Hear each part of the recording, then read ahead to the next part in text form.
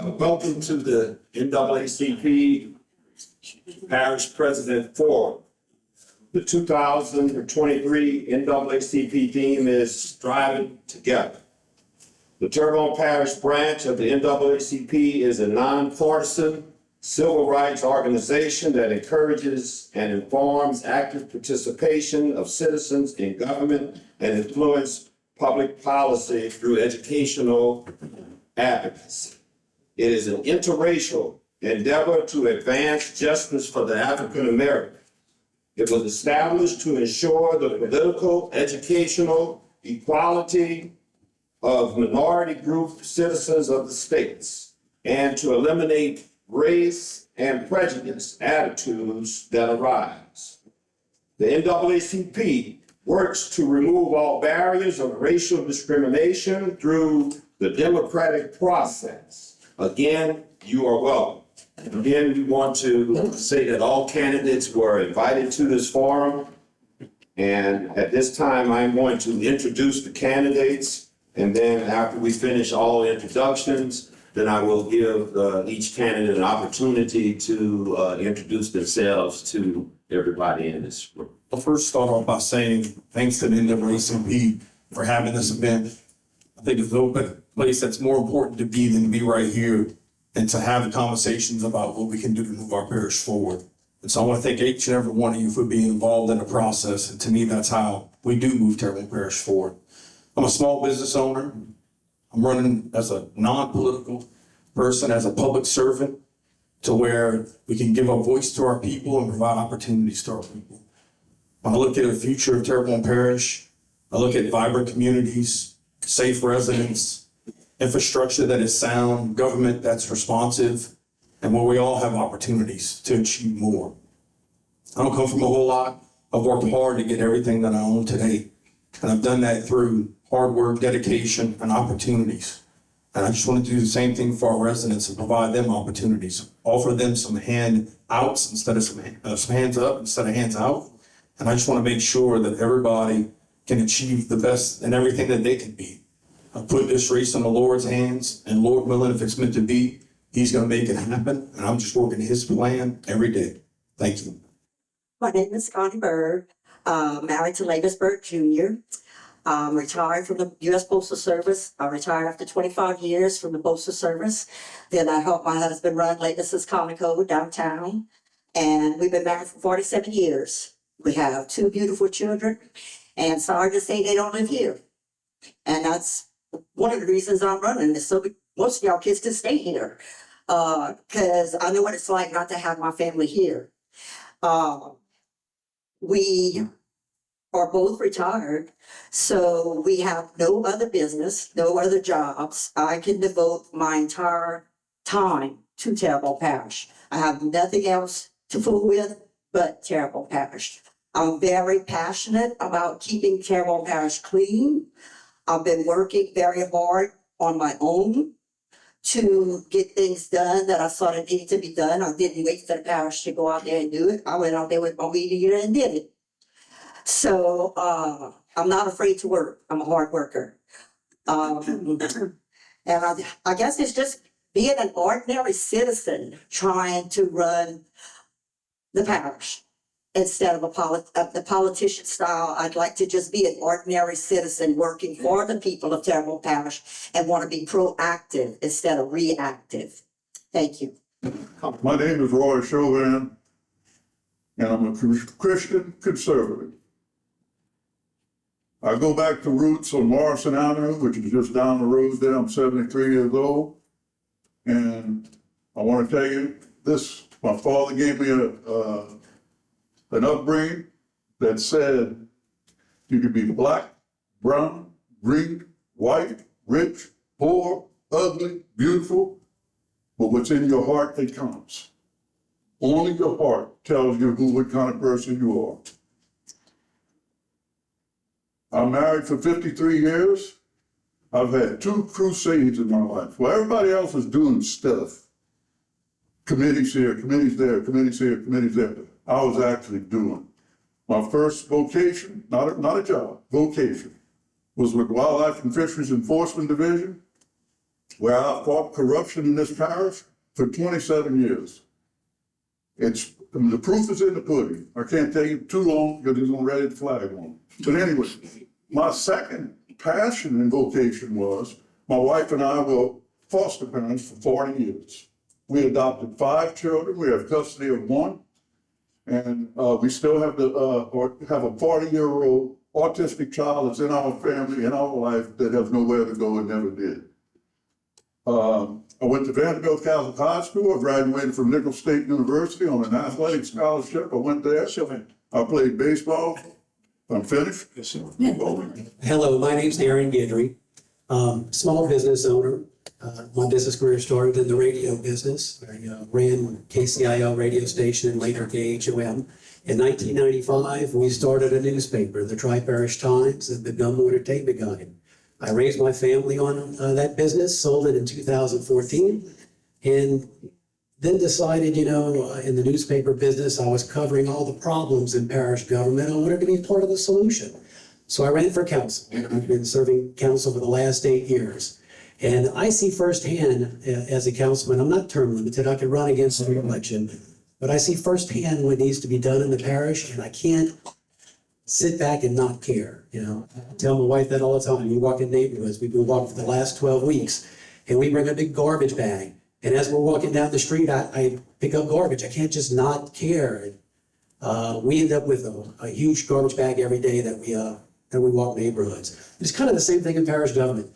I'm running because I can't not care about what has to be done. And I know what has to be done. I've served 6 years on the Terrebonne Economic Development Authority while I was in business. I was then after appointed by Michelle Claudet to serve on the levy board, and following that, the parish council. So I understand economic development, flood protection, and parish government, and I want to be your next parish president. Thank you very much. Thank you and good evening. And thanks to the NAACP for having this tonight, this debate and this panel, to share my priorities and my views on behalf of the people of Terrebonne Parish, the good earth. I am Krista DePlantis Prather, and I'm born and raised in a service-oriented family in Terrebonne. Being a hard-working public servant, not politician, is in my blood. I'm the daughter of the late Floyd and Robbie DePlantis, and I'm married to the love of my life, Charles Prather, who's sitting back there. Graduated from LSU School of Nursing, and I'm presently working as a registered nurse. And I'm an active member of St. Francis Cathedral Catholic Church, and I enjoy serving as an extraordinary minister and lector and a commentator.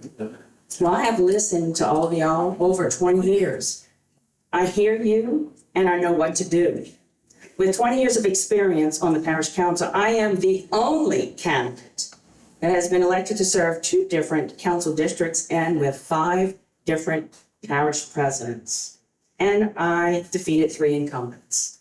The projects that I have supported, pushed, and completed are numerous. I'd have to stay here all night and tell you. With my experience, I can start working for day one. I know firsthand what the job entails, how to accomplish my priorities, and how to fund them.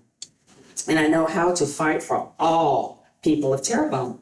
Every voice is important. I will listen to you, especially our youth, because they are our future. And I want them to know that there's a bright future that they can have here in Terrebonne. I lead by example. My personal motto is live proactive, not reactive. And the success of Terrebonne is very much a personal matter to me. Thank you. And I'm running because I'm passionate about the possibilities of Terrebonne Parish. Just passionate about people, passionate about processes. In terms of uniquely qualified, I think I'm one of the few people that's worked specifically with people and processes and building an organization and also building individuals. Strength comes from the individual. Government is individuals. The parish and all those departments are individuals, people. I'm big on people and processes until people thrive. I'm a Houma native. My roots come from Gibson, Louisiana. After some time, my mom and I moved after divorce. She moved up to Houma, and I grew up primarily on Stonewall Street, and actually some of my teenage years right here on Calder Street as well.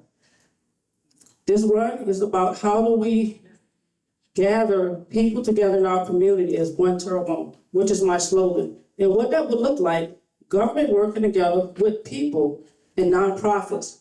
Government alone cannot do it. We have to find a way to get all people on board, regardless of our backgrounds, I think we need to build more with our faith-based organization as well. It does work. I've seen it work in other communities.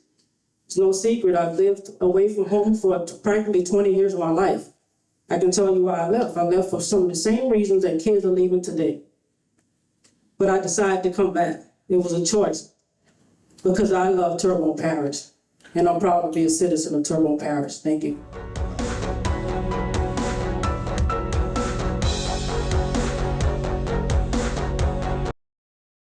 I'm Darren Guidry. I'm a conservative, a lifelong Republican, and a candidate for parish president. 8 years on the Terrebonne Parish Council, 8 years on the Terrebonne Levy and Conservation District, and 6 years on the Terrebonne Economic Development Authority. This is the proven experience I bring as your parish president to start working for you on day one. Please vote Darren Guidry, parish president in October, so I can go to work for you. Today's social media segment is brought to you by Terrebonne General Health Systems, modern technology, and timeless caring. Rouse's, you're either local or you're not. Buick, the craft of modern luxury. St. Martin and Bourke, know your rights. South Louisiana Bank, it's better when we bank together. Waits and Downer, attorneys at law. Terrebonne Ford, built Ford tough. Alford and Associates, for all of your insurance needs. CIS, Cardiovascular Institute of the South, the highest quality cardiovascular care available. Barker Honda, the Barker family tradition of quality.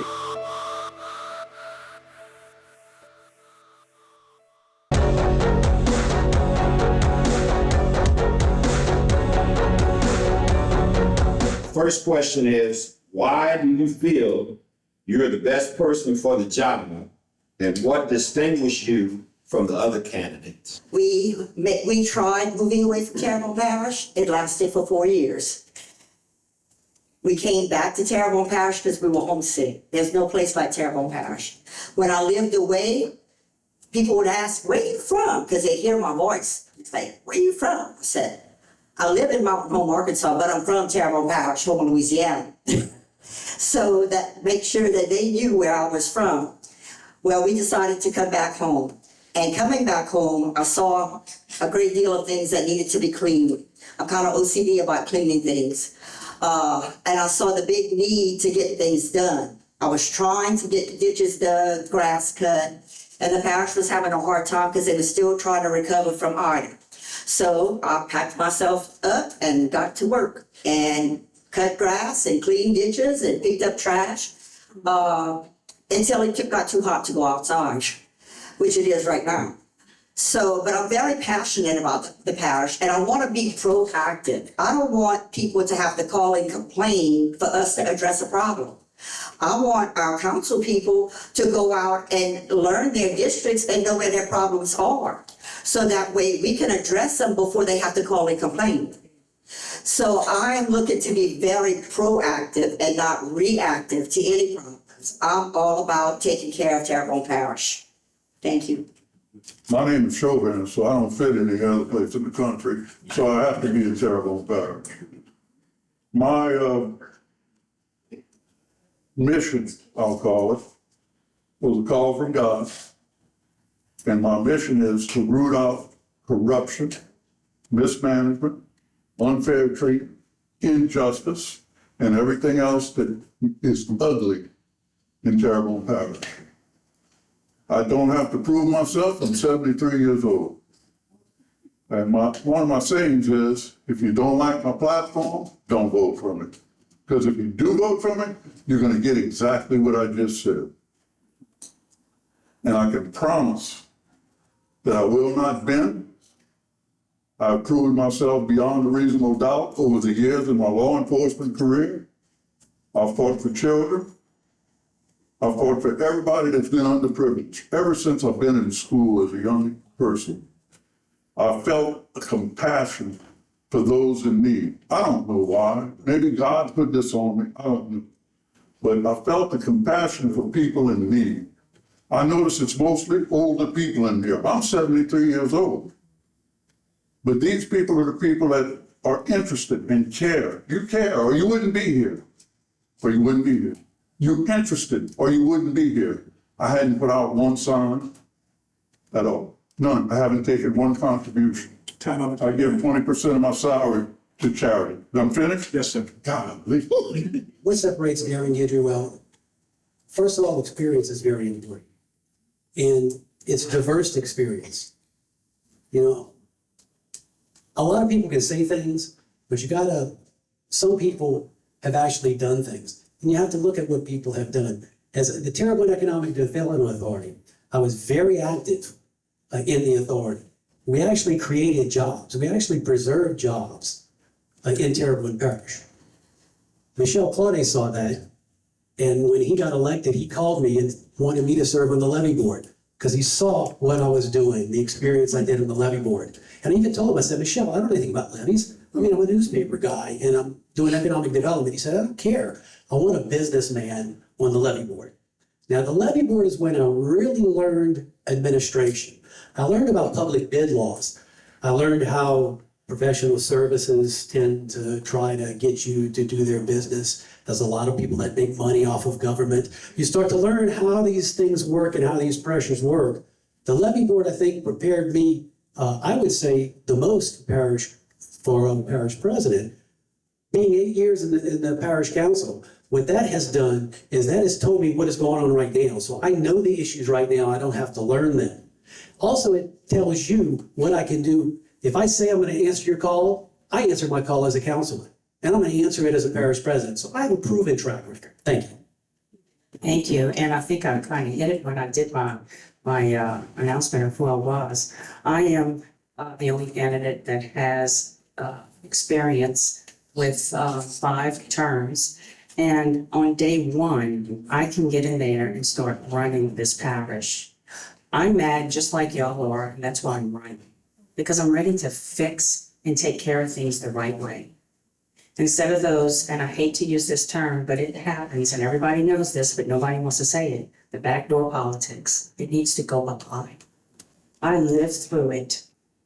5 parish presidents. I was in timeout most of the time, and I was not. Yes. Because if you don't do what people tell you to do, then guess what? Things don't happen in your district, and that's sad because it hurts people, okay? And we got to stop that. And that's why I'm running, because I'm ready to listen to the people and to listen to the needs of this parish. And I'm talking to all people, because not all people have been taken care of in this parish. There's a selected few.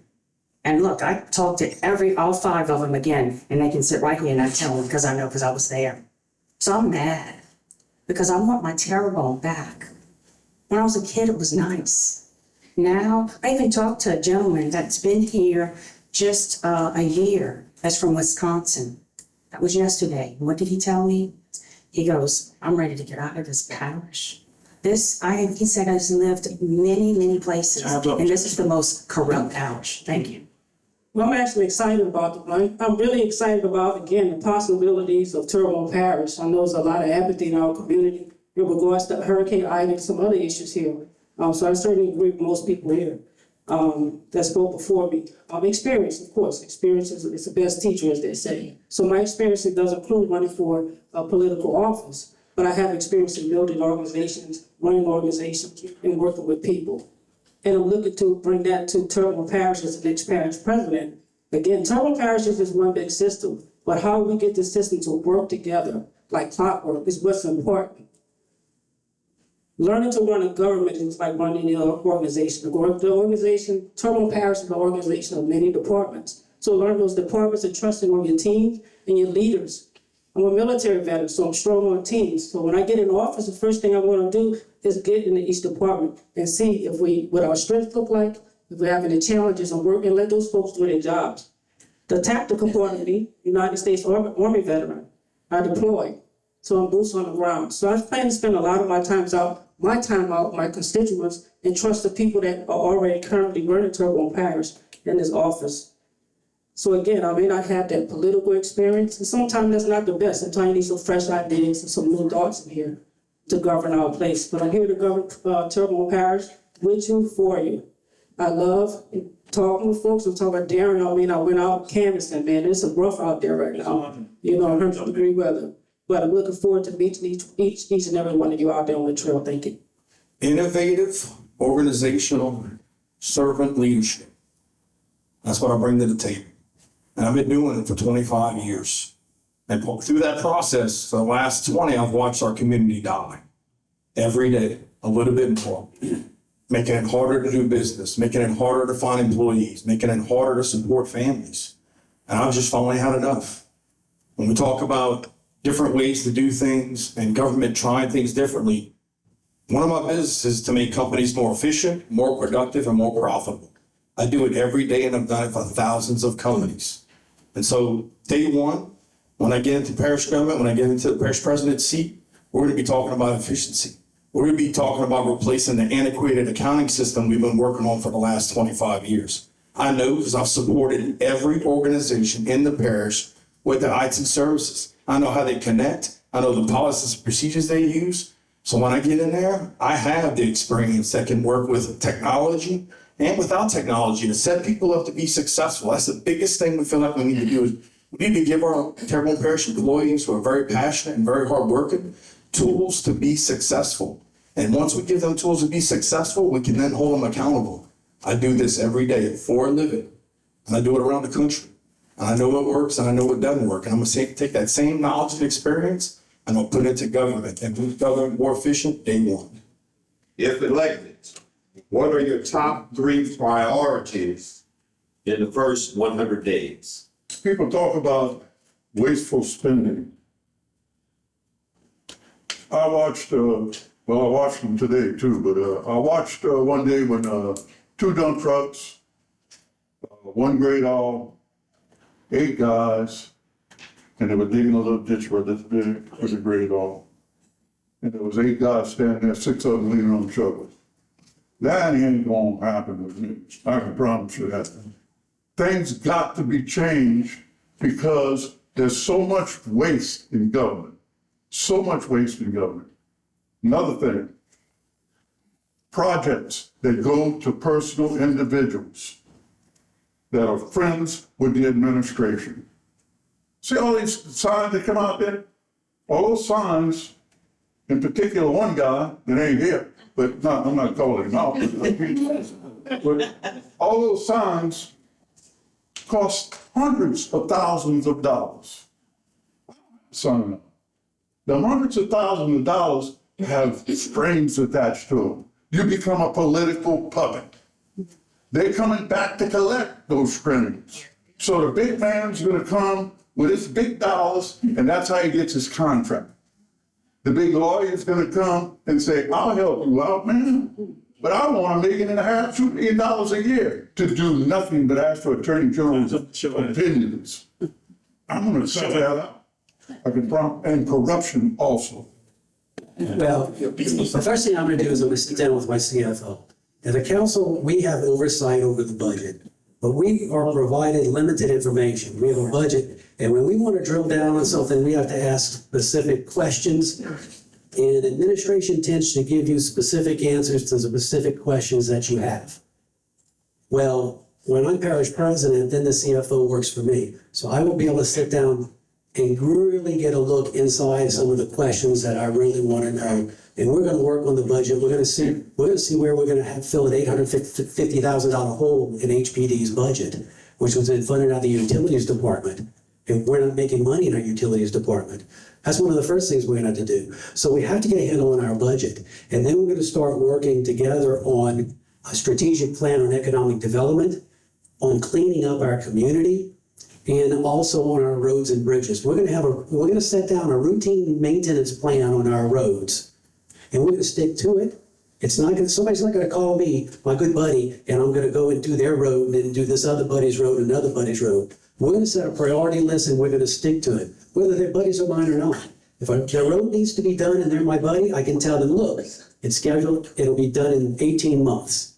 Most people are okay with that. You don't have to pull a crew out and mobilize them here, mobilize them there. So we're going to have a routine maintenance plan. We're going to clean up our parish. We're going to do economic development, but it's going to start by working on the budget? Thanks. Well, the first thing, and I think everybody's talking about roads, so that's a priority. We don't have many crews taking care of our roads out there, there's 3. You need 4 crews on the west side, you need 4 crews on the east side, and you need equipment that works, because I've seen quite a bit of equipment, one down my street, it had to take a break and rest so it can work again. And then the dump truck was older than some people that I know. We need greater accountability and transparency with our tax dollars. Attorney fees. I'm gonna make sure that our attorney fees in this parish are gonna go down, because I think it's ridiculous how much we have spent on useless things that these are well, I'm not gonna say certain attorneys, but y'all know what I'm talking about.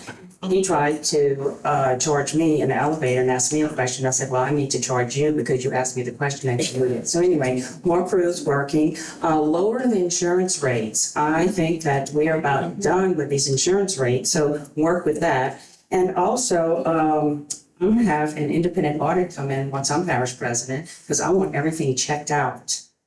And if it's the federal government that needs to come in, let them come in. I'll show them everything. And also, I want my, I guess my office to be on the 1st floor, not the 7th floor, because I want to be right there where the people can come to me, because some people can't use elevators, so I want to be on the 1st floor. Thank you. So my first priority would be 518 units, public housing. We got people in the house right now. Yeah. That's serious. That's serious. I mean, how do you expect people to function and thrive without housing? A basic necessity. And it's constantly being ignored. Not sure what's being done, but that is my priority. Not once I'm elected, it's a priority now. I speak to these people all the time. Some of them are still displaced. Some of them are still living in Senator Circle. But that's a priority for me. I couldn't imagine that being displaced or being unhoused due to a situation. So it's 518 units, so we're talking about Senator Circle, and we're talking about the high rise. We're not even sure how safe the high rise is right now. When I pass by there each day, I feel very uncomfortable just passing by there. Independent audit is definitely necessary. I think we can all agree in this room, because money comes in, money comes out. If you read the newspaper or you're watching the news just recently, you know, there's some concerns going on about the money coming into the parish. So that has to be, any parish president, there has to be one. There has to be number one on the list. Where's the money going? We cannot run this money, this country, this parish without the funding. And what are the funding sources? Where are they allocated? Behavioral health and addiction services, we didn't touch on that. We're talking about people again. We're talking about people. People. So if we don't address these issues, capital outlay is big for me. Behavioral health is at the top of the list. We have people out here who want help and cannot get it. So when I looked at running for parish president, I identified 4 areas, but I'm gonna wrap them into 3. And number 1 being quality of life. And when I say quality of life, I'm talking about everything from housing. We have 1,100 homes, families that are not living in their homes right now. Insurance. I have a great working relationship with the guy that's gonna be our new insurance commissioner. He's the person that can move the needle on insurance more than anybody else. When I look at everything as far as good government, transparency. You better go on the website and you better look and see what money we're collecting and where that money's being spent every day. You don't have to do public records requests. You won't have to go through hoops and jump over ponds and do everything else to get the information. Part of the quality part also is economic development. I have ideas for businesses to diversify our economies day one. And that's technology and oil and gas, technology and the fisheries, providing opportunities for those to learn technology, because it's the thing that tears down barriers and bridge gaps. And so infrastructure, we need to be our own district in DOTD. That's that question I'm asking every governor candidate. Are you behind us having our own district with DOTD so that we don't have 70% of the grass and 30% of the budget? So those are the things that I'm working on day one, and also giving our employees opportunities to be successful and manually take our parish to the next level. It's just time. Well, I want to thank y'all for giving everybody all my talking points. Y'all did a good job. I like some of that. Yes. Oh gosh, there's so many things to put on this list. I think the thing that we need to do is beautify and clean up our parish so if people want to live here. You're only going to attract people to come here if they want to come here. As of right now, when you drive into this parish, you look like you're going to a third world country. And you have people that are saying, what's wrong with these people? You talk to these charter fishermen and you ask the people out there, well, what was your impression when you came into Terrebonne Parish? And their answers are, what's wrong with these people? And the fishermen will ask him, well, what do you mean? He says, it's so trashy. Why do they have trash everywhere? And he's like, you know what? I don't know. He said, but yeah, you're right. He said, it does look that way. You come in off of Highway 90, you look like you're going to a third world country. I want to beautify our exits so it will welcome people to come into Terrebonne Parish. Right now, people don't realize it, but when they took Highway 90 out of Houma, people can bypass Houma. They don't have to come to Houma. They get on Highway 90 going east-west. There's nothing saying they got to come to Terrebonne Parish. You got to get people off that interstate and get them back into the parish. Hurricane Ida destroyed Terrebonne Parish entire public housing stock. As parish president, how do you specifically plan to address the rebuild of public housing?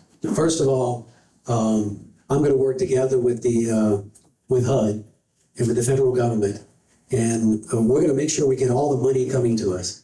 And then we are going to rebuild, but we're going to rebuild in a fashion that is better than we had before. You know, the new modern things is more mixed, diverse communities. I think we need to build facilities that we don't have communities, low-income communities that become, I think we need mixed income developments. And I think we need to look beyond having these communities of just people with lower income communities. Because I think there's a stigma with that. I think there's a personal pride that people maybe lose if they feel like they have a stigma of being that. I think we need to wipe that away. And I would like to see us have more diverse communities of diverse different incomes. So hopefully we can achieve that when we rebuild. We can rebuild better rather than having these areas that get a stigma, and I think everybody should be treated equally no matter what income they have. And everybody has the right to have a home or have a place to live. And so we need to address that. We need to address that very quick. We have a lot of homeless people here. And we have a lot of homeless people that are not homeless by choice. And so we need to tackle that. We need to start right away working together with HUD. We need strong leadership and working together with our congressmen to help pressure and ensure we get our money.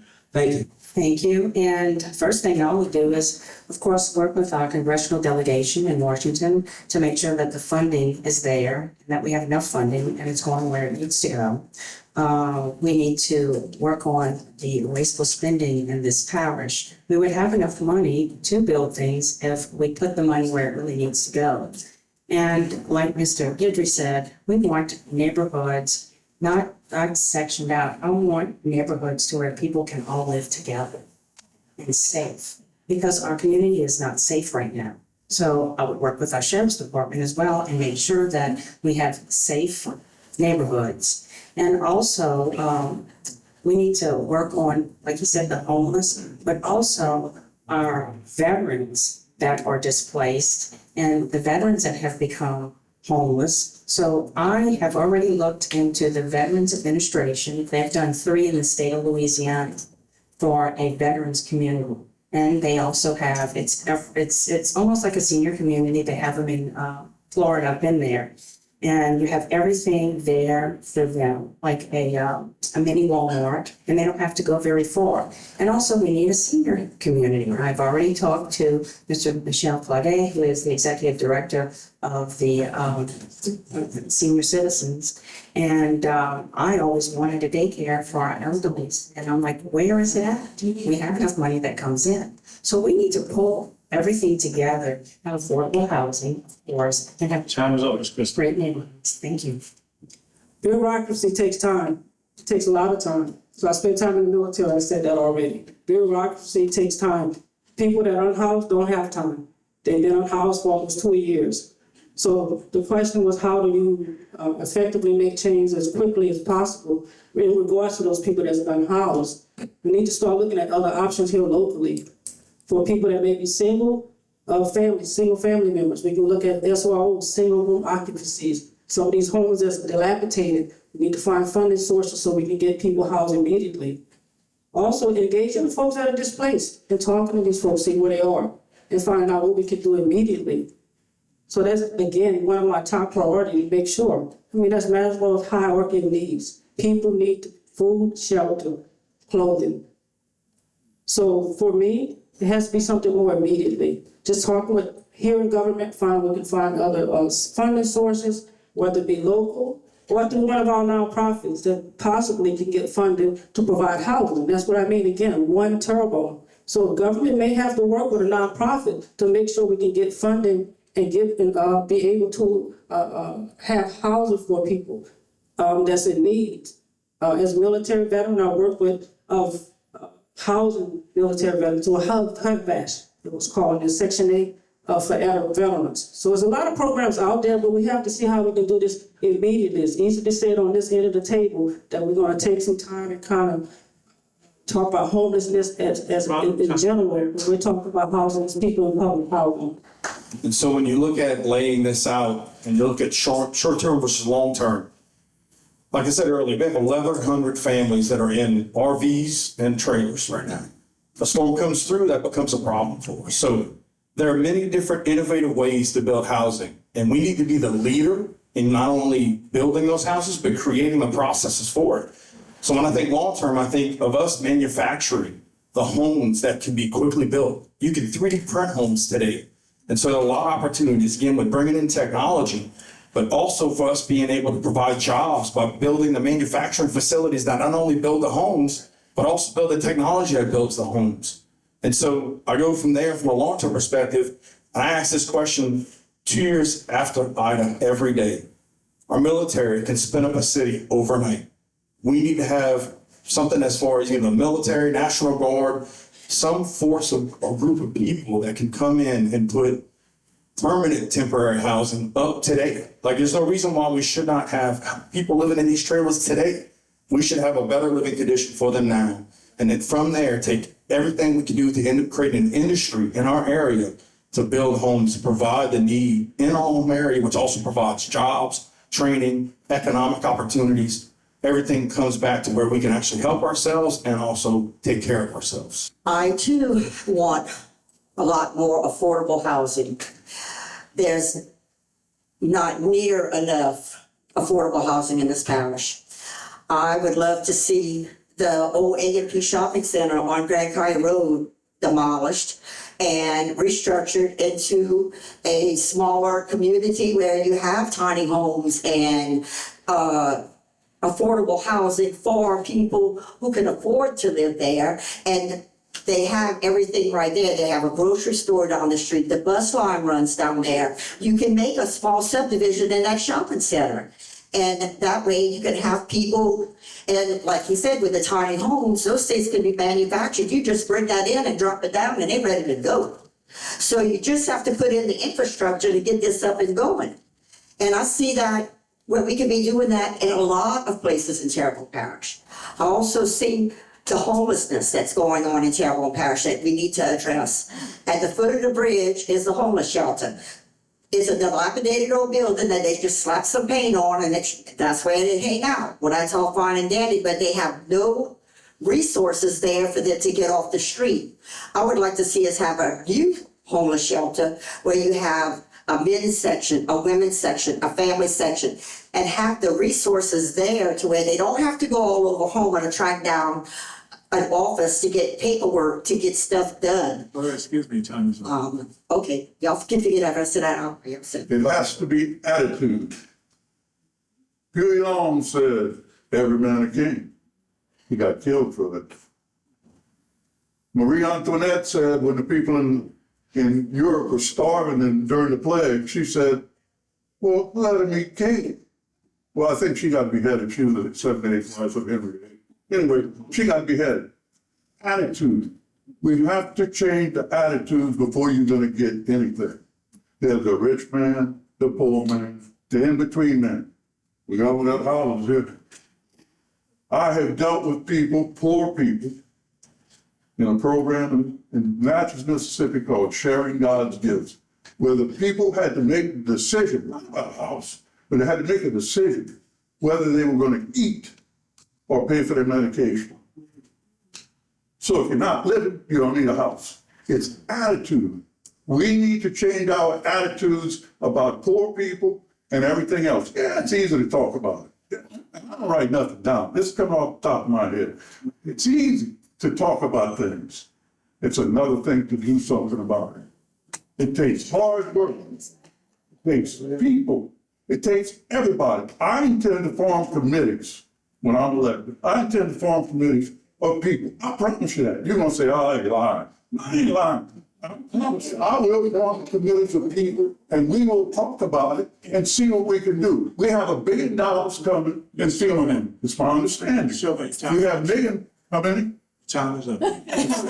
What will be your position to ensure diversity, equality or equity, and inclusion inside the Terrebonne Parish Consolidated Government?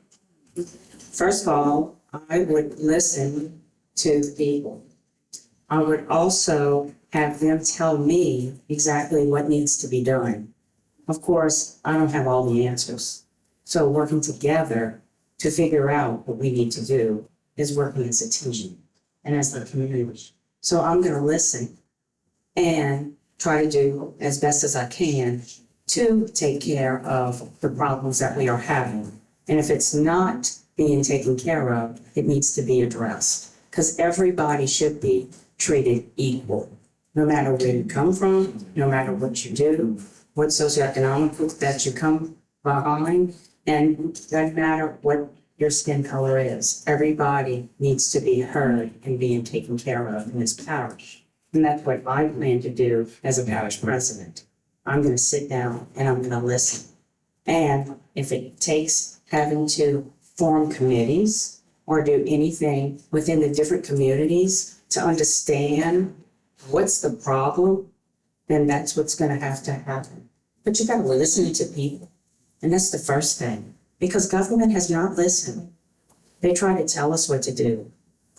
We're supposed to tell government what to do.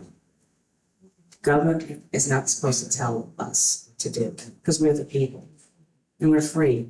And our Constitution tells us that. And our rights every day is being taken away from us. We need to stand for our rights. Thank you. So as a little black girl growing up in Gibson, Louisiana, right, I was able to fulfill a childhood dream of graduating from an Ivy League institution. My master's degree is in organizational dynamics and I also received 3 master's certifications: organizational leadership, organizational development, organizational change studies, organizational coaching. I said that to say this question is perfect for me because that's my background as a consultant. That's what I do, diversity and inclusion. So what that would look like for me, one of the things that I deploy is called theoretical approach called appreciative inquiry. It only means identifying strengths in people and identifying strengths in organizations.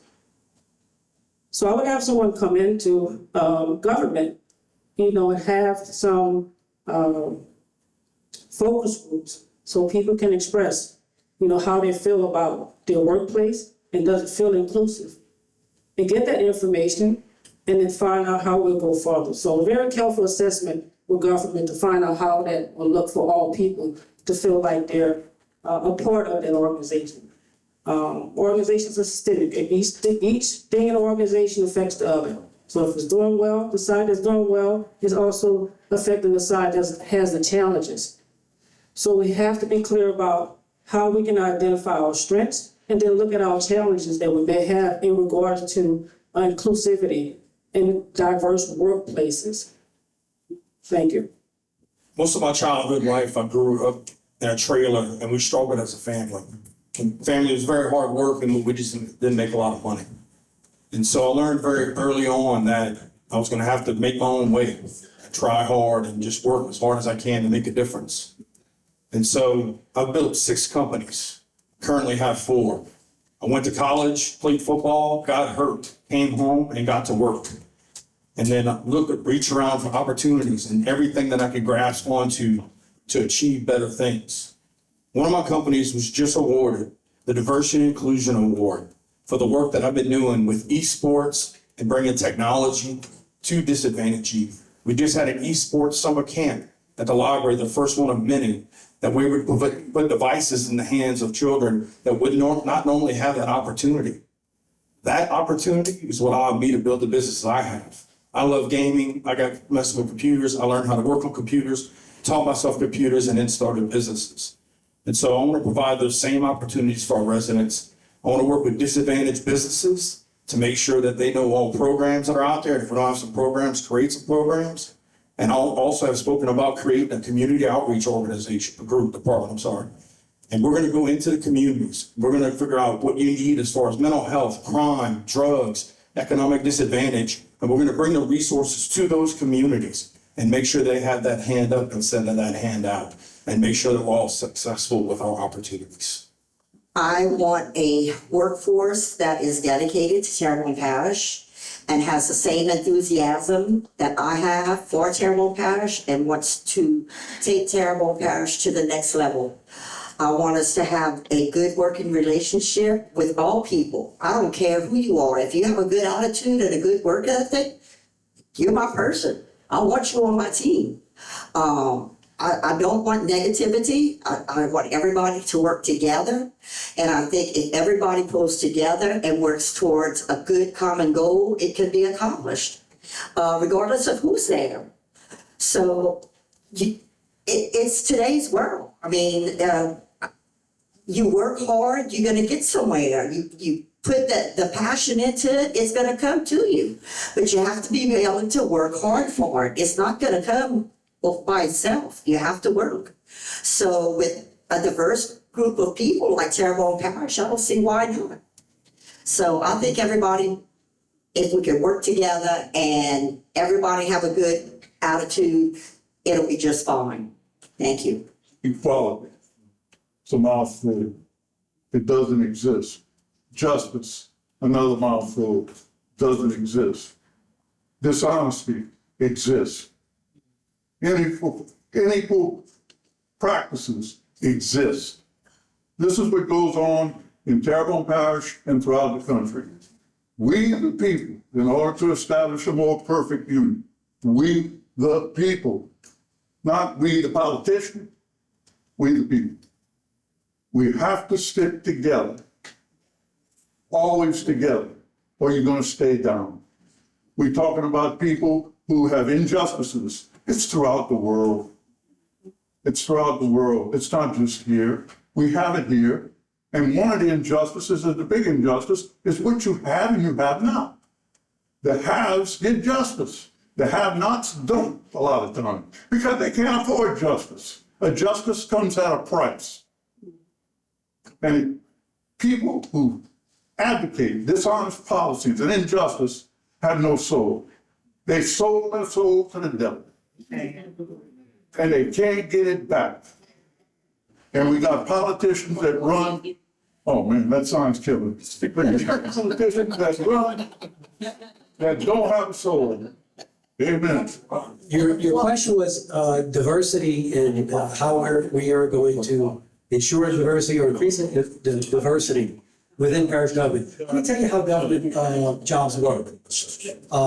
Believe it or not, a lot of people in political office open up a position and they advertise. And they advertise just to get a couple of applications to justify the person they've already wanted to hire. So oftentimes when they open something, they know exactly who they want to hire. I'm not going to have any preconceived notions on who I want to hire. I do the same thing when I appoint board members. We had an opening on the Waterworks Board for District 6. District 6 is 95% white. But I had no preconceived notion. I didn't put somebody who I'm going to put. Mr. Charles Brown applied. The most qualified man for the job. I appointed Mr. Charles Brown, and he has been one of the best Waterworks board members that we have. We had an opening in Recreation District 2-3, predominantly white district. Mr. Jerome Boykin applied for the job. I supported and we appointed Mr. Jerome Boykin. Again, we get different views in the rec district and in the waterworks. I'd like to see more women on Reg 2-3 because, you know, there's a lot of female sports. I want to make sure they're represented so that we don't just all deal with baseball and basketball and hitting softball and volleyball. But it starts with not having a preconceived notion, opening a job position and really opening it and hiring the best qualified person, whether white, brown, blue, green, whatever. And that's what I'm going to do. You know, I don't have anybody promise any jobs. So, thank you. Do you support making Terrebonne Parish recreation facilities available to practice to Terrebonne Parish coaches and players of select teams, AAU affiliations, and others, and at no cost to the organization? And I'll repeat it again. Okay, so I believe, yeah, the recreation district should be open to anyone that lives within the community. So the AAU team is part of that. AAU team is part of our community. Of course, they should be able to use it at no cost. I actually think that the recreation center should be open for all hours. A lot of times when I'm passing through communities, they're normally closed. I don't get the concept behind why they close as often as they are. Not sure, I know rec districts get certain villages. You know, with that in mind, I would love to see it open more often, not only just for sport events, just for events, period, just for other things that they may want to do in communities. We don't have any community centers here per se, so we need those spaces for taxpayers to use. We are taxpayers in these communities. We need to use this. We talk a lot about our crime and our young kids sometimes are idle minds. But create some things in the spaces where they can utilize those spaces in our community. So yes, I'm definitely for our constituents, taxpayers, being able to use those recreation centers at no cost to them. I'm surprised that it's not being done, but that's one of the things that's my big pet peeve. There's a lot of good things that can happen in those recreation centers, whether we're doing chess games in there, art classes, dance classes, wherever it may be. And of course, you know, the traditional sports that we may have, you know, in our community. But yes, I'm definitely for making those spaces available for people to use at no cost, our taxpayers, people in the community. Thank you. Athletics is one of the basic things that kids, teaches you discipline. It's a good thing to be in. Athletics, hunting, and fishing are my favorite projects. Today, we're talking about not charging people to use our facilities. It sounds like that's the question. Today, there's travel ball. These travel ball teams charge thousands of dollars to their parents for their kid to play ball. So if they're gonna charge thousands of dollars for a kid to play ball and they wanna come use our facility, then I think they should pay extra if they're gonna be like that. They have abandoned our facilities, not facilities, but they have abandoned our parish project as far as the baseball, football, everything that goes on. Primarily I'm talking about baseball, but they have abandoned going to our facilities and they created their own organization. And the organization is, again, has money, let them pay. If they want to play, let them pay. I don't believe you should have to pay if you are just a regular citizen. I think we have monies in the budget for that, to take care of that and to manage the fields. But if these travel teams want to come play, or any big tournament wants to come to our parish, we should not have to pay for them. Do you have plans for any youth programs to develop leadership, job training, or work skills services to improve Terrebonne Parish? Not only do I have plans, I've actually implemented something already. And I spoke about esports a little bit earlier. So what I did is that Nicholls State University created an esports program, which went from not having a program at all to being ranked 16th in the country. And that program is now providing scholarships. And to build into that program, created a tech mentorship program at Fletcher for those that are working in the IT field, and to understand not only in the IT field, but if you're, you know, every job now relates to some level of learning technology. And so whether you're a secretary or whatever inside of a company, you can get skilled and have somebody help mentor that process. And to build from there, working with the high schools to create a 80% STEM, 20% esports program where those esports is the reward for the STEM education. And so in that situation, we're educating kids and giving them skill sets that they might not only get. And then the final piece of that is to create the esports summer camp, which is kids 8 to 16 years old that would normally not have access to devices. Louisiana is #1 in poverty and third to last in devices. That means kids do not have access to devices that most kids around the country have. And so by doing that tiered program, we're taking kids from being very young and helping them build throughout and work to the opportunity to have jobs that they can make good, decent money coming right out of high school and getting certifications and not necessarily having to go to college, where you could do where we fill the gaps of skills that we've lost over a period of time. So that's something I'm doing today. So my first time with leadership was Sunday school secretary in church. I was maybe 12 or 13 years old. So we have to begin to think about leadership in terms of our youth as a now thing, not a later thing. We need to teach our kids at a young age how to lead. I don't know how many of you in this room have kids or grandchildren. I'm taking them to the park. You can clearly go to a park and see when the kids are playing who's leading the pack, even if they're 5 or 6 years old. So we have to hone those skills while they're young and get the kids involved in what leadership looks like and teach them ethical leadership. Maybe we won't have some of these conversations right now about what's going on in our government if we begin to teach them early about leadership. Thank you.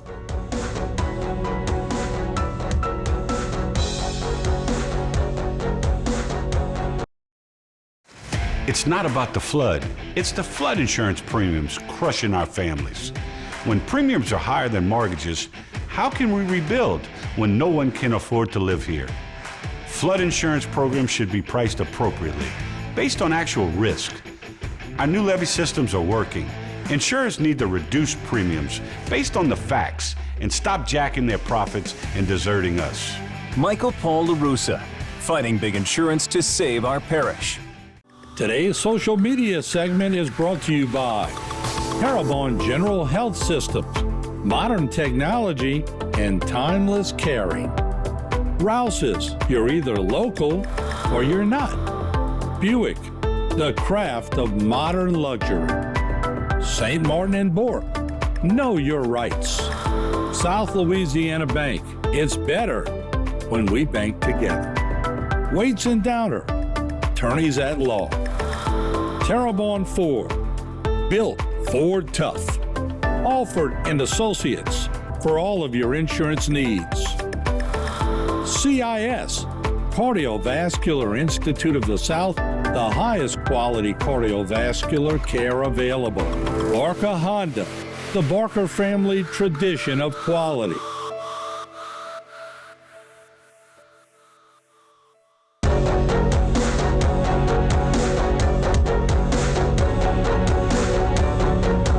Are there any plans to bring new industry to Terrebonne Parish?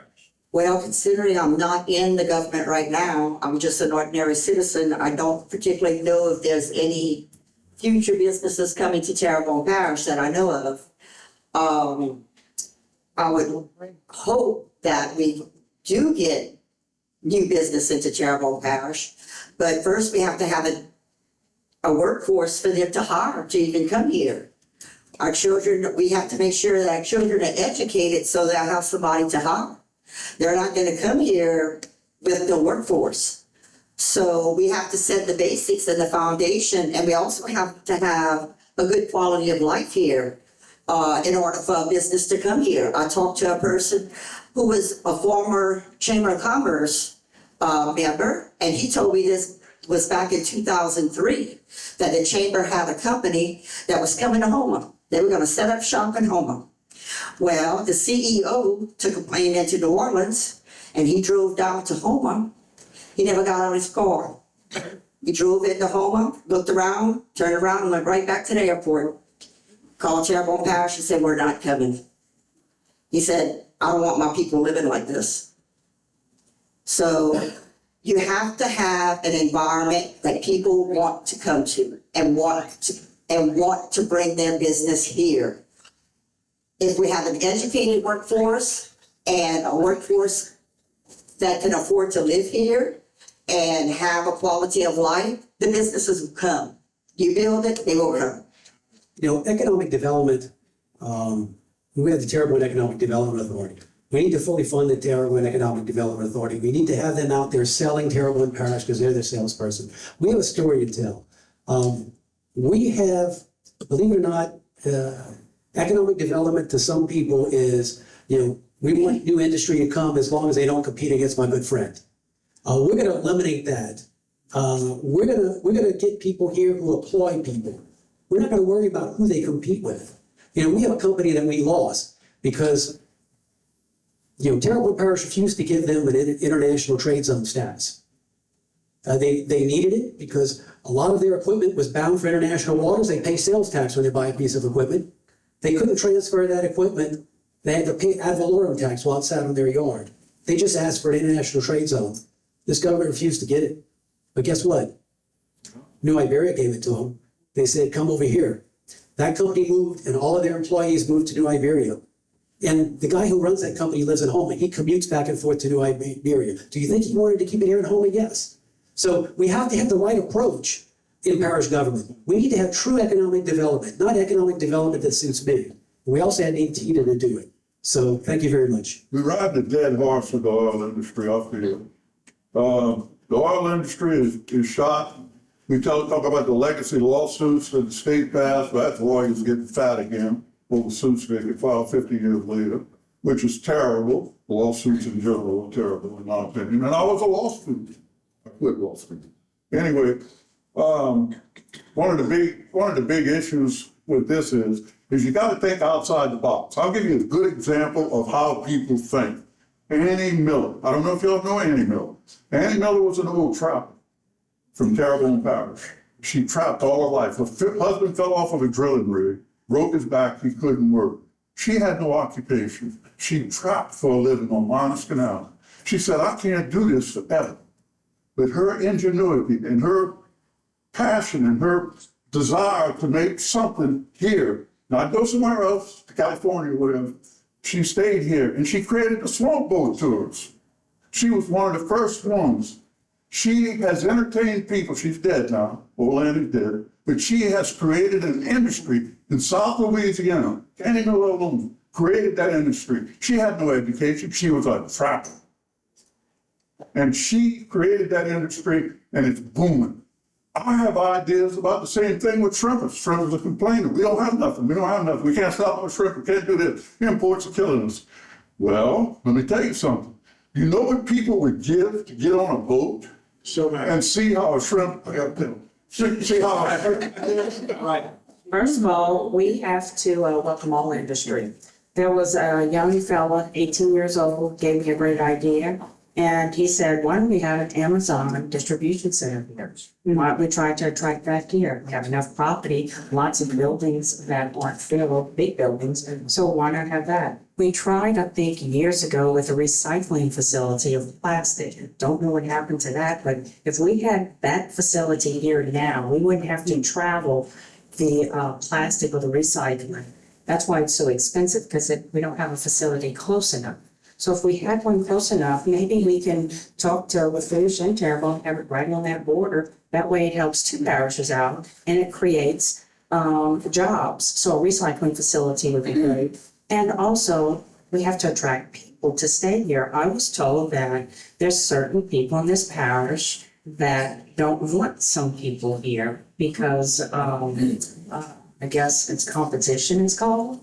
So we need to stop that. And we need to welcome all here because we need to bring the Terrebonne back and get more industry here. The oil, yes, and the medical has always been, but we need more here. Thank you. It's 20 times harder to land a new customer than to keep the one you have. And so we got to make sure we're doing everything we can to retain the businesses we have. And that starts with infrastructure. That's making sure that we have the right utilities in place, the right road conditions in place. We got to make sure that our business is set up for success. We got to offer them opportunities to build on the work that we have going on in the parish, not that a select few is getting that work.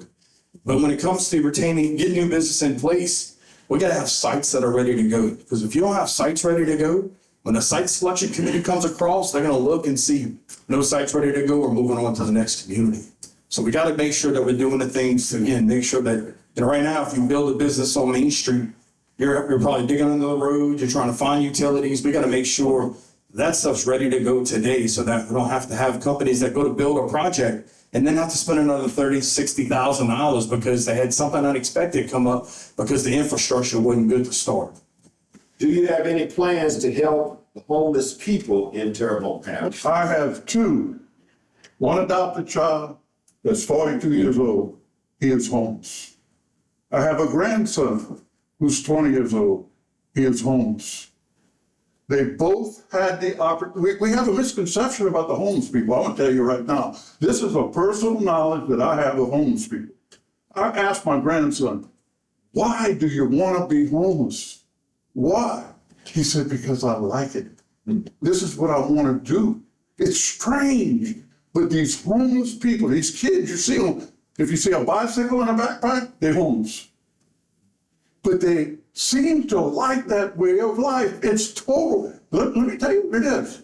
It's total irresponsibility. Total. You don't see anybody in this group, 30, 40, do I hear 50, 30, 60? All y'all are older. We don't understand the homeless situation. Sure, those people standing on the corners, you think, you ask them, fine, I'm gonna give you some money. No, but you're gonna have to do something. I don't have to do nothing. I can stand here and get money all day long. I see, and it's just that they wanna, some of them wanna be homeless. So we formed the Downtown Business Association to give business owners a voice downtown. And through that process, one of the biggest concerns for business owners was homelessness. And so we got Star Corporation, APOR, we got a Sassy House together, and we had a conversation. And with that, we brought in Ms. Lee Schaefer, who is working on creating a program called Brothers Keeper. And right now, when you talk about the bunkhouse, as unpopular as it may be, it is the only facility we have. So if you don't have the bunkhouse, where do those people go? And so what we're working on right now, and getting ready to start a process of creating a case management program. They've hired 2 people part-time to help us identify, because I've heard numbers from anywhere from 45 to 400 people are homeless. Then you look at the downtown area and city limits, and there is a outdated, unconstitutional ordinance as it relates to vagrancy and panhandling. And so we gotta make sure that we have the right rules and laws in place to make sure that if things can be enforced, it is. But at the same time, by doing this case management system, understanding what the problems that people have, it's going back into the community and understanding, is it mental health? Is it drugs? Is it economic disadvantage? Is it upbringing? Whatever it is, and to identify who the people are, what issues they're having, and work to help find a solution to help them get further ahead. Homelessness starts with prevention. You know, I mean, if I just ask you guys to raise your hand, if anyone here struggling financially right now, economically, you're struggling, or your grandkids struggling, you need to ask these questions. That's where homelessness starts, with the prevention. So we need prevention piece here. So they have someone to go to when you're struggling and say, hey, right now I'm having some challenges with my mortgage, or rental payments, utilities, whatever it may be. But we have to start with the prevention. And what comes with that, like Jason said, you have to identify why. What is going on to create this for you? Is it work? Is it work? Is it labor? Is it behavioral health? Is it addiction? What are these things? What are those challenges? And we need to learn how to rise to the occasion and meet the challenges that the people are dealing with in the community before they become homeless and street homelessness. Because it's a lot harder to deal with that situation once they're on the street. It gets a little bit more difficult. We're talking about putting them in houses. Right now we have a housing shortage. We just talked about the public housing. So there's already a housing shortage. Sounds good, sounds like the right thing to say, but we just have to try to take these complex situations and we try to break it down as simplistic as possible, but it's not the right thing for the people. And I'm here to help you figure it out. What do you consider the appropriate local investment in programs that support young children and teens should be? Well, you know, I think it starts with mentoring. I think mentoring programs are very important. I think we need to support those types of programs. Some of those will go through some of our non-governmental organizations. We also need to support a lot of our recreational programs. You kind of mentioned AAU basketball. You know, that's one opportunity that the kids have to participate in something. I don't know what it costs to participate in AAU basketball, but those types of programs I think are good for people. I think our recreation programs, we need to look at the recreation programs in our parish and say, are we doing the right thing to provide recreation for our youth? Can we expand those? Because if we keep people occupied, the kids of today, they will not get in trouble. And I think some of the esports, some of the electronic things are some of the new areas that some of the kids are going into that can help. But I think we need to look at We need to look at some of our recreational programs. I think we need to expand those. I think we also need to look at our mentoring program and make sure that some of our teams are put together with people who can be role models. Thank you. This day and age, what happens is kids are going to school at 3 years old. So, I mean, if we're talking about young people, we're talking about kids that are in school, teenagers, they're already in school. And one of the problems that we have with the whole system, our system, and it might fall on education, but when we took God out of the classroom, we took God out of our kids. We don't have that instilled in our children anymore. When they're this big, they need to know what God is and what he represents. And I don't care what church you're gonna walk into in the United States, when you walk in there alone, you're not gonna see one thing that represents corruption, dishonesty. You're gonna be at peace. And God has to be put back in our vocabulary. And if we don't do that, we're lost. Amen. We can give it away. We gave it away. And our young people need to be the ones who get that instilled in them. I came up in the 50s. When you got in trouble at school, you got in trouble at home. I went to the old boys' school, the back of home, and talk about the Brothers of the Sacred Heart. They used a stick, a paddle.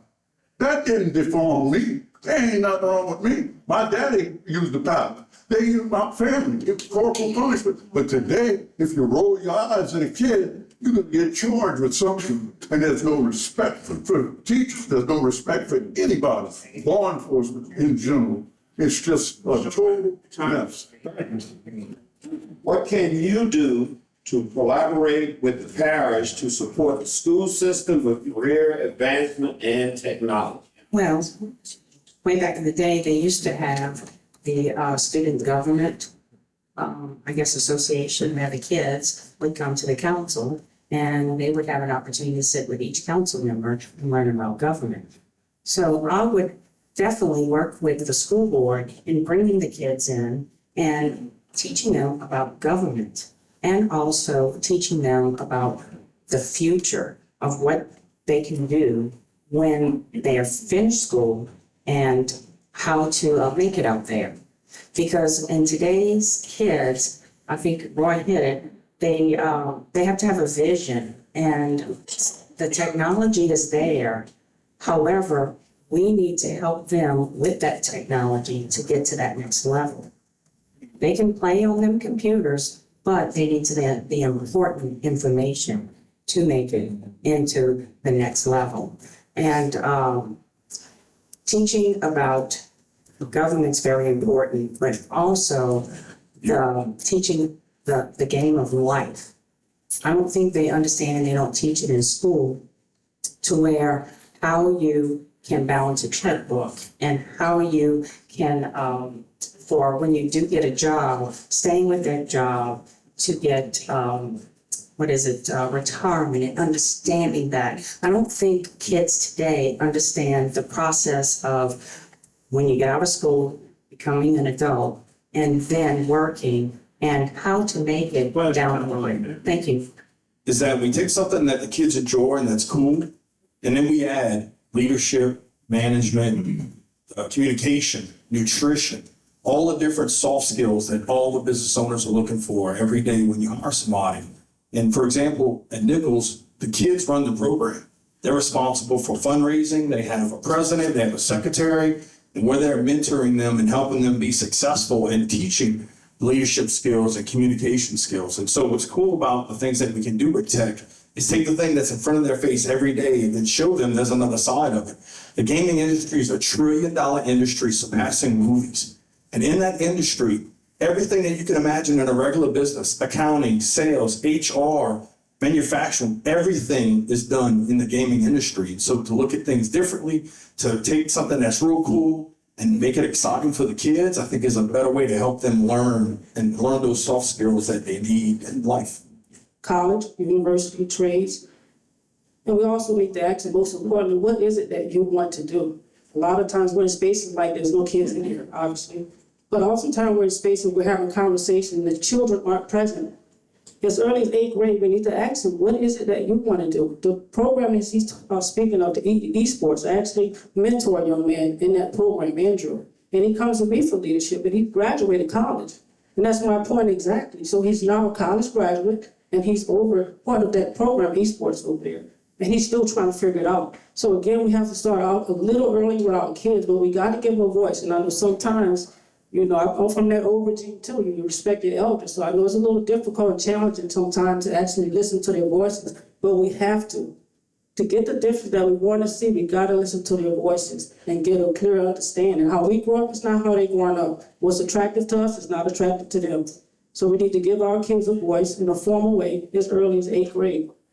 How will you bring more jobs to Terrebonne Parish to boost the economy? So, I mean, how about I bring more jobs to Terrebonne Parish? I think the first thing is, again, figure out what we need. And I think that relationships will start with Department of Labor, Department of Labor having a relationship with them, colleges and universities, and employers to find out what's needed here. Because it's easy for me to glean from this side of the table that we need X, Y, and Z in this community, but that's based on what I think is needed. So it needs to have some research. I'm big on research and finding out what are the trends and what's plausible here in our community. Again, we have hurricane, we have flood, we have all of these things that we're faced with in our community. So what would those industries look like that would be best for Terrebonne Parish to meet our needs? Because we don't want them to come in and then they leave. You know, the things that we don't fear the most, because we see hurricane as a part of our culture, but someone coming in from a different part of the country or outside of the country and having to deal with those things, they may come and they may go. So again, it's one of those things that I'm the type of person that have to do a careful self-assessment, also getting other people on board, like again, Department of Labor, colleges, universities, trade schools, some of our employers, some of the people in the community to find out what industries best fits Terrebonne Parish. And right now, I can't concisely say what that industry is. I think that just needs to be a little bit more thought and research behind what those industries look like. But I worked in the oil field myself after the military, and the oil field feeds a lot of family here. So I'm pro oil field. I don't want to see that go away, but we also have to open up new industries if we want to continue to thrive. And we want to continue to thrive here in Terrebonne Parish. The NAACP believes all boards and commission memberships should be reflective of the community.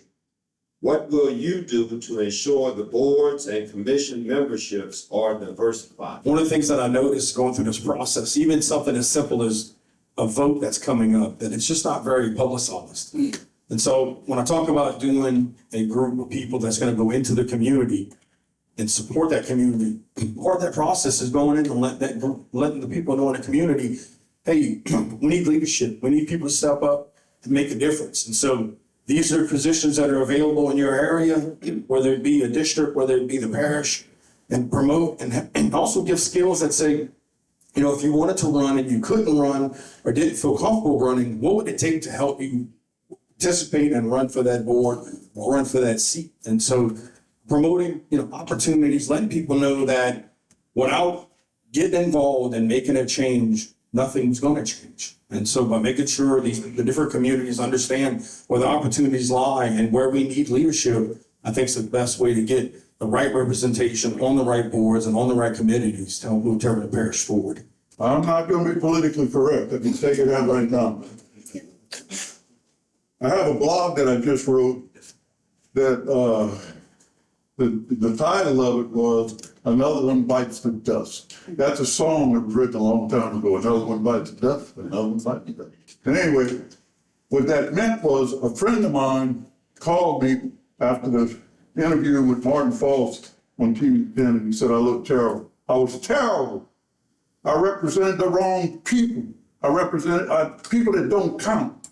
And I said, who doesn't count? He said, the black vote does not count. This is what he told me.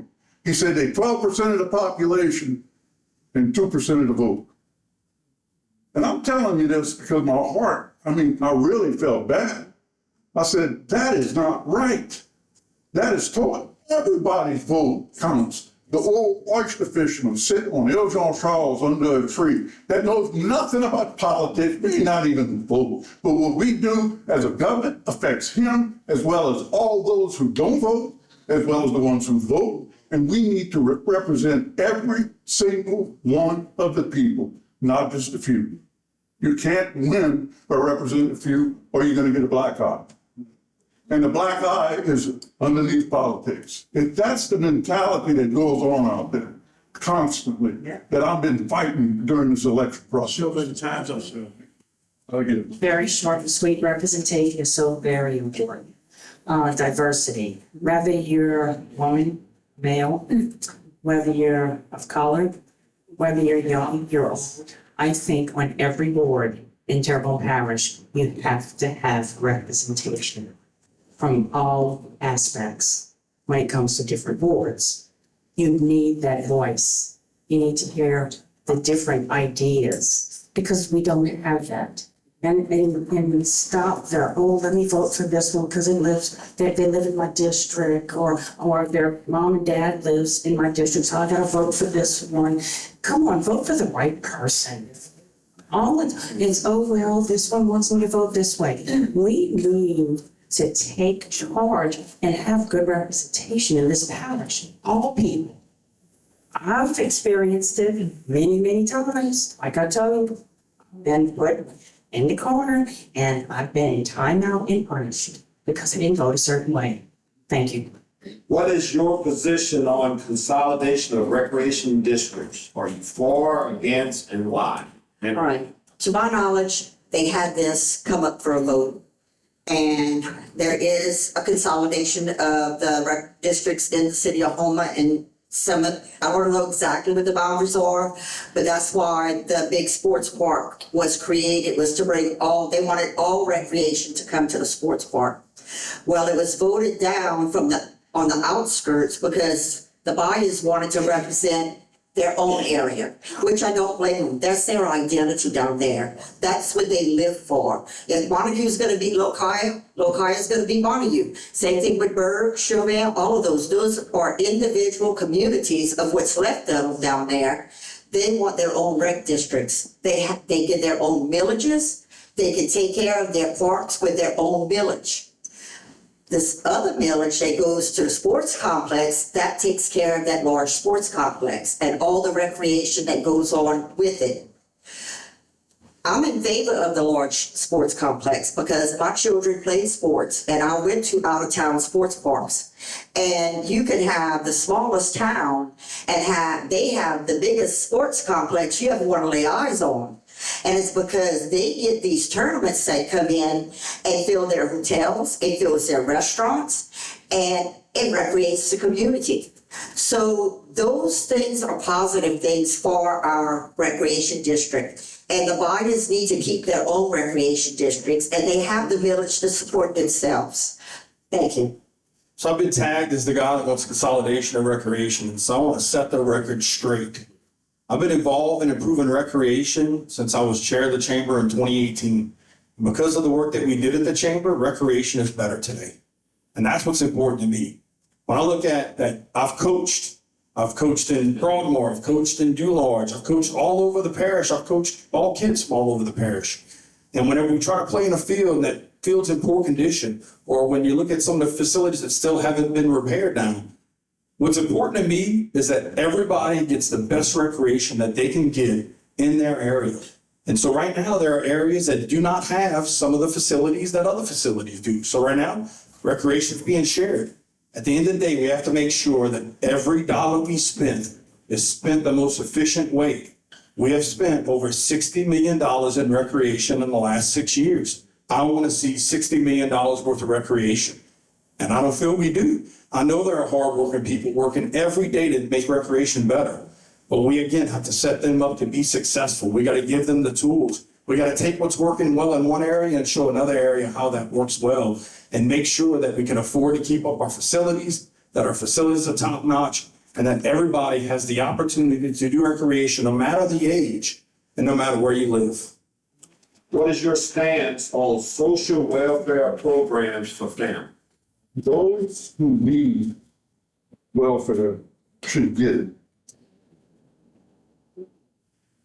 I think it's an abused system, and I may not be popular for saying this, but the right people aren't getting the right welfare. I'll give you an example. WIC goes to a child that's supposed to be, I think, under 5 years old. And WIC is a program that gets exploited, and a lot of the food that's left over, we cannot, I tried to get it for the elderly, the food from WIC that was overrun, and they said I couldn't do it. I have a kid, I hate to refer to all my children, but I wrote a book about it. I have a kid that she doesn't work, well, she works a little bit. She's married, but the guy's on SSI. He works for cash. She gets food stamps. She gets Medicare. She gets Medicaid that we are paying for, and she doesn't have to work to get it. And then on the other hand, the elderly are on Social Security, and some of them only getting $699 a month or maybe less. And you gotta beg to buy medication. If you don't have Medicaid, you're not gonna get anything. Medicare doesn't pay for it all. And it's a program that needs to be there. And I think it needs to be for a certain amount of time. What is your plan to improve infrastructure in Terrebonne Parish? Well, let's talk about roads first. Now, I mentioned our street programs, which are parish streets. We have a priority list, and we're gonna stick to that priority. When somebody is mobilized in an area, they're gonna fix all the road panels in that particular area. Rather than have a contractor pick up their equipment, go mobilize there, because they're friends of somebody. We're gonna make sure we stay on that priority list. I called my public works director and asked him, I said, where are we on the priority list? If there, we really don't have one. We're gonna have one. Now, let's talk about state highways. Everybody in parish government says, state highway with 280 miles of state highways. They're the highways that are the worst and terrible parish. What, parish officials say is, oh, that's a state highway. So that means I don't have to do anything. Wrong. We have to put pressure. We are the people that have the voice. We need to stay on our legislators. Highway 311 was horrible when I got elected. They built turning lanes, but they didn't do good subsurface, so it was all ripped up. Did I say it's a state highway? No, I went to my legislator and I put pressure. I had neighborhood group meetings and I gave the phone number of my legislator. I said, look, let's call, let's do this. And we won the DOT. They found money, they transferred money, and guess what? 311 got fixed. We can do that with all highways. It's gonna take a lot of work. People don't want to work hard. I mean, it's easy to say it's the states, so I don't have to do the work. We're gonna work hard. We're gonna get it done. Thanks. So the state has a program that allows you to take over roads. And that's something we need to start working on. Day one. And one of the roads I want to take over is Martin Luther King. It is a death trap. Every day, people risk their lives driving on a highway that is most effective with lives and property values. When you look at the fact that when people have to spend in insurance and deductibles and everything, the first thing we do is take over that highway. And we make that highway safer, and we maintain that highway, and we make sure that highway's up to standard. And then we go after the next highway and the next highway. And in a situation where the state's not doing the work they need to do, we need to get in there and do it. We can sit around and point and look at a road that's been damaged. My father-in-law broke his axle on his boat trailer on the corner of 24 and Maine. And 24 in Clendenning, right there in front of the air base. Within the same week, somebody else broke their trailer. I keep hearing about all these people, their cars are getting damaged and getting messed up. At a certain point, the parish needs to step in and say, we're gonna fix this because it drops this much here and rises this much there. And so instead of pointing fingers and everything else, saying, we're gonna fix it, we're gonna build the state back and get that money. But even if we don't get that money back, we fixed it and we helped our residents. And that's something we need to start with today. The parish definitely needs to have a better relationship with DOT. I don't know who they got bad over there, but it looks like they don't want to do anything for Terrebonne Parish. I think my thing would be, I would be on DOT. It's like we're gonna have a coming to Jesus moment here because you're gonna fix these roads in Terrebonne Parish. They're deplorable. I mean, they need to be fixed, and we have to get them accountable. I know we're in New Orleans district. Well, they don't do nothing for New Orleans either. So who are they doing something for? It's not us. And we need to hold them accountable to fix these roads. But like he said, if they don't fix it, it's up to us to get it done and send them the bill and get it done regardless. Thank you. When I think about the roads, I think number one is the funding. We know we need money to fix the roads. Secondly, I think about the staffing. Do we have enough staff to repair the roads here in Terrebonne Parish? And then also, that staffing, another thing is training, because some of the potholes, the road that are repaired, it's the quality of work, it's just not there. It's just not there. And I ride a bike as well, so it's even worse when I ride on my bike, through Terrebonne Parish. The roads are very disrepaired. So do we have the proper equipment? Do we are properly trained? But we definitely have to look at that, definitely fund it, make sure we have the staffing, and make sure we have the proper training for those personnel that's out there repairing our roads. What is your plan with collaborating with the state on repairing, you just said that, the roads on West Park and Main Street? Of course, we definitely need a regional DOT team here in Terrebonne Parish and Senate Bridge City. Also, you need more crews to take care of the roads. You need quality of the product to fix the roads. I went to a conference and it was a simple substance to fix the road. I brought it to the Public Works Director at that time, and it's like they didn't even check it out. It could have been more efficient and also durable. So we have to look and see the quality of things that we can use that'll fix our roads. But I do want to say with our roads, the safety of them, the roundabouts, I like some of them. The one that is on LA 182, I'm proud to say that I pushed that one, and it's the best one because it's simple. And it took a traffic light out, and it saves lives because, believe it or not, traffic lights, you have more accidents at a traffic light. And also, it took the state 21 years to fix an area in St. Charles Parish where someone that I knew very well got killed there. 21 years. So how many times does it take someone to get killed at an intersection or a state or parish road to fix it? So as parish president, I'd make sure that's a top priority in traffic flow in this parish. Well, first of all, I did speak with DOTD about the repairs here in Park, and these are just temporary. They have to let the subsurface kind of set, and then they're going to go through and do an overlay of the whole thing. So that's going to be taken care of. But it was mentioned that the parish should take over some of the roads. You remember I mentioned the very first thing we need to do is look at the budget? Well, I don't know where that money's coming from. We pay state tax. The state needs to fix their roads. And if we let them off the hook, the state will say, great, repair the roads. We spent $2 million of our economic development money the first year I got elected to dredge the Houma Navigation Canal because a big company needed it dredged. Well, you know what? If we hadn't dredged it, that big company would have put pressure on the Corps to spend their money to dredge it. So instead, we spent our $2 million. So we said we weren't going to do that anymore. And so in the future, yes, it is dredged now, but we're down $2 million.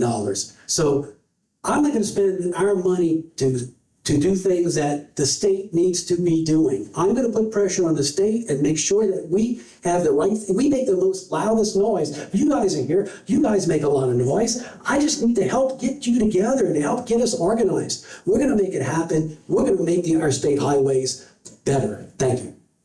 And when I say that, I talk about the fact that whenever we build or repair a road in Louisiana, it costs more than it does in Texas and Mississippi because of the ground we build on.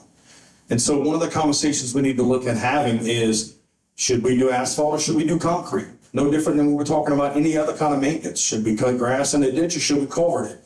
When you start looking at when you can pay for something and 100 times, and after that 100th time, it becomes money you don't have to spend and work for you don't have to dedicate. But at the same time that the state should be fixing their own roads, because we didn't have a lot of money early on, we relied on the state to create the roads. And because they created it, we have to maintain it. So we need to give the state less responsibility. And I feel when running this parish president and running that office, the efficiencies I'm gonna bring to the table is gonna find the money to get the road fixed. Because if I can find that money and get the road fixed and save one life, it's worth it. Thank each and every one of you guys for coming out here. That's what government is. People like you coming out, getting involved, having a voice, or just sitting in and listening. So I appreciate that. And I appreciate the NAACP sponsoring this forum. But what I'm saying in closing, What I said earlier, I've been away for 20 years, it's no secret. And sometimes the thing come up and they'll say, what do you do? What have you done in Terrebonne Parish? But I'll tell you what I've done. I've used a personalized approach to help people in this community. And what I mean by that, I spent a lot of one-on-one time helping individuals. I didn't return back to Terrebonne Parish to check boxes. I checked boxes in Philadelphia, having every accolade you could imagine under my belt. When I came back to Terrebonne Parish, it was personal for me. And that's how I carry myself, and that's how I intend to carry myself through this election, through this campaign, to be here for individuals. But on a broader scope, also I have a background in leadership, in the education, and the tactical approach of being a veteran to run this parish successfully with your involvement and with your voice. Thank you again. That should have been sanity, is doing the same thing and expecting a different result. That's why I'm running. I'm running because I feel like everybody's had their shot, had their chance. And I'm the kind of person that says, I want to stay and I want to make it better. I'm going to get involved and I'm going to make it better. I'm going to bring a level of efficiency to government that they've never seen before. And every time I hear it can't be done or he don't know what he's talking about, that's when I say it's time for government to be different. It's time for the government to serve the people, not be a hindrance to the people. Give people's hands up instead of hands out. And so that's why I'm running. I'm running to move this parish forward. I've been here my entire life. I've been running and involved in community organizations. And I rose to the top of every one of those organizations and led it and took it to the next level. I want to do the same thing for our parish. And I want us to be the gold standard. I want people to look at Terrebonne Parish and say, we need to do what they did. And I want to be number one in the state. Right now, we're between 20th and 40th in every category. That means we're middle of the road of a parish that usually falls last in the nation. I want us to be better, and I'm going to fight every day to make us better. Yes, a passion and a love for this parish, that I have. I'm not ashamed of it, I love it. I am an ordinary citizen just like you. I want to move this parish forward in a positive light, and I want people to want to live here. I want them to come here and retire here. I want them to have the best quality of life they can have here. I have nothing else but Terrebonne Parish on my mind. I have nothing else to devote my time to but Terrebonne Parish. So I want to move it forward and get it cleaned up and make people proud to live here and want to come here to live. Thank y'all for coming out. I enjoyed it. Thanks. Yeah, so I'm 73 years old, and everybody asks why I ran for parish president. I've been retired for 22 years. So, but the reason why I ran is because my mind, now you can relate to this, some of the older people. My mind had the same zeal that I had when I was 24 years old. I didn't cooperate at the time, but my mind was there. And I still feel that I have the push in me, even though I'm 73. And I have to leave you with this because I've been staring at a picture on the back wall. At 3 o'clock one morning, I write books. One of the books I wrote was about my job. It's called Slave of Conviction, Diary of Corruption. And it was about the corruption that I had to deal with in law enforcement in this parish and throughout the state for 27 years. One morning at 3 o'clock in the morning, I'm writing a part of my book, and I'm sitting there, and I'm saying, where do I go with this? I've been writing about corruption. And I thought of something. And I missed the corruption that day. I kind of got arrested from the corruption that day. But then I turned around and it hit me again. And the words came, and it's in my book, and it's quoted from Dr. Martin Luther King. Free at last, free at last, free at last. Thank you. And in my book, I say, my freedom didn't last. I'm from the little town of Patterson, in St. Mary Parish. I was born and raised in Patterson. I don't know if you guys are familiar with Patterson, but it's really not all that dissimilar from what we would call Council District 1 and Council District 2. Yeah, you know, in Patterson, it's 50-50. So we learn to live together. So when I played baseball, I played baseball with a very diverse group. You know, my friends were very diverse. It was just how we lived. We didn't really see any difference. So it's an unusual living most of my life here in Terrebonne and seeing some of the territorial differences, some of the cultural differences.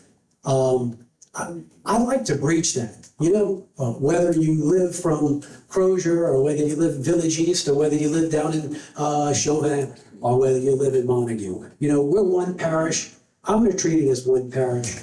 We've done a lot for the Black community. I have a track record. You know, I supported a splash parks that we built. Mechanicville Gym we refurbished. We supported a whole bunch of lights in the Black community to help make things safer, as well as cameras. We also have scholarship programs. We did an after-school programs that we have going on. We also have a senior programs that we have going on. So when we talk about not spending parish money to do state things, we want to have efficiencies, but we're going to use efficiencies for our people. We're not going to use efficiencies to pay for what the state needs to be doing.